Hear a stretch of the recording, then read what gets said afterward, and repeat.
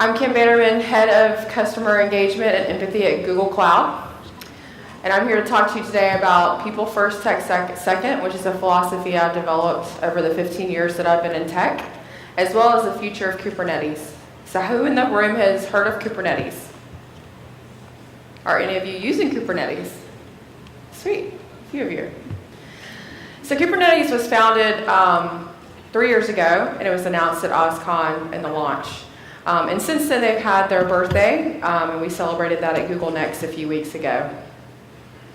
So in a few of our talks today, we've heard this digital transformation word. But what does it really mean? So they'll tell you the tools, philosophy, success stories around digital transformation. And when I started in tech, I started in technical consultancy. And I've managed engineers, project managers, technical writers, business analysts throughout my career, QA as well.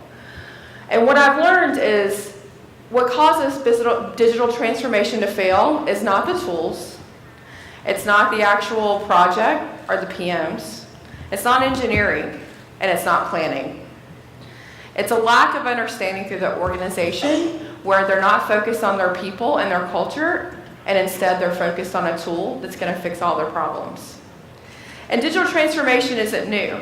We've moved from Agile and things like Scrum, Kanban, and others, to Six Sigma, ITIL, to DevOps, and now SRE, which Google put out 2 books on.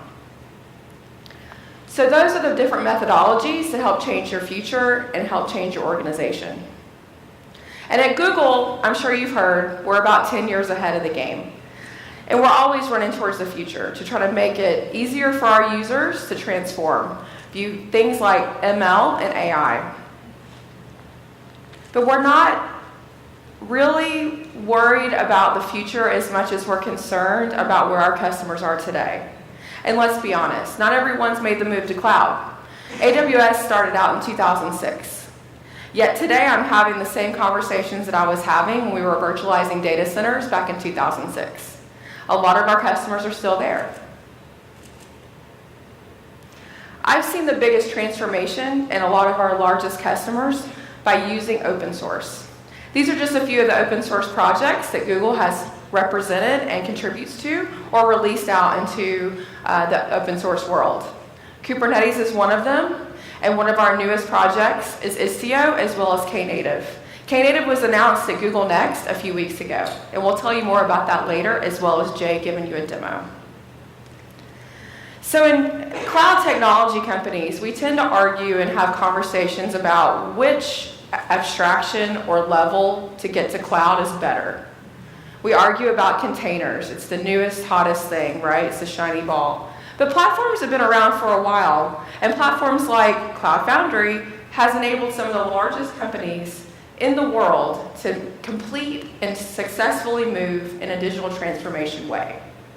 Serverless has been a buzzword for a little while, and we even did a talk 2 years ago about what is serverless. And I think the industry still is trying to wrap their head around that and understand what that means to their business. But the ultimate thing is there's not one ring or one solution to rule them all.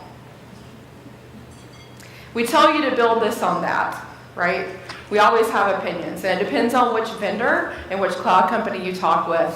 And we all have opinions, but for me, I feel like it's all about where you start and what your team looks like. Implementation is another problem that I feel like projects fail. We tell you how to implement. We tell you how to move at Google scale.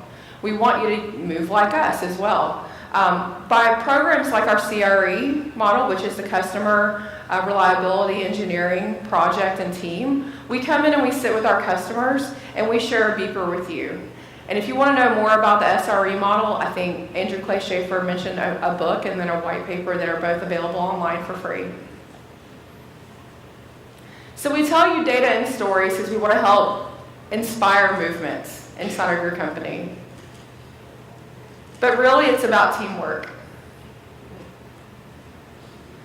And if you're a team lead, or if you're one of the senior leaders on your team, as well as the CXO, VP, and director, your job is to remove obstacles for everyone that's working faster. That is the only way that you're going to transform. Instead of releasing quarterly or monthly, you can release weekly, but don't try to move as fast as Google does or Pivotal does. You'll eventually get there. Start where you are and with the people that you have on your team. And it really comes down to a growth versus fixed mindset. This is also not a new concept. When you think about a fixed mindset, it's more of a command and control environment. And it's when our employees feel like they're in a box and they can't move forward because they're not influencing the business. They don't feel connected. So in that fixed mindset, those employees tend to avoid challenges. And they give up easy.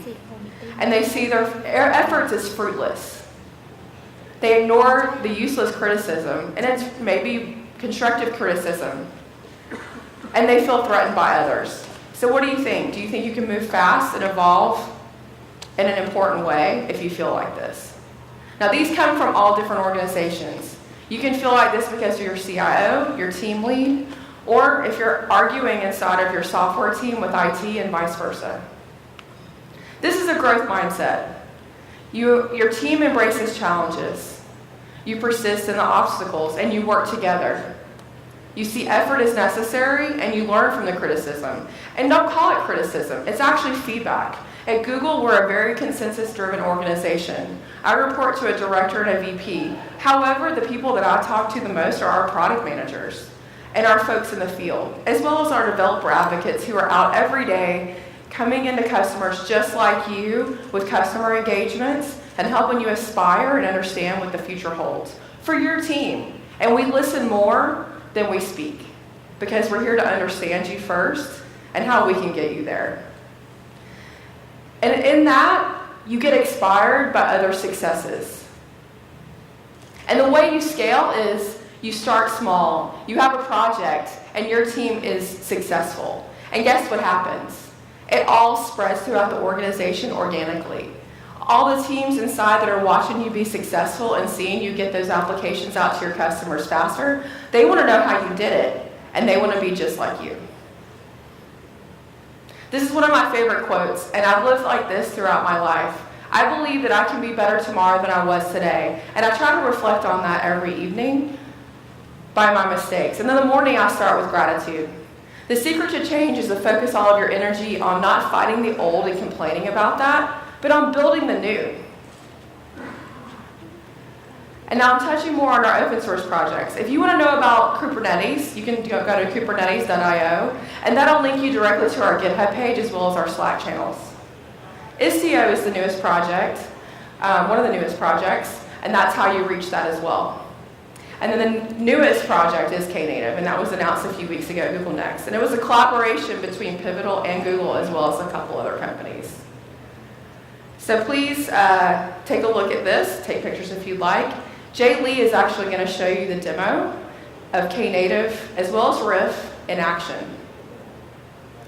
Thank you for your time, and if you'd like to follow me on Twitter, it's KM Bannerman. Or if you'd like to email me and have some of our folks come in and talk with you one-on-one and help inspire your teams and tell you how you can get there, that's my email. Thank you.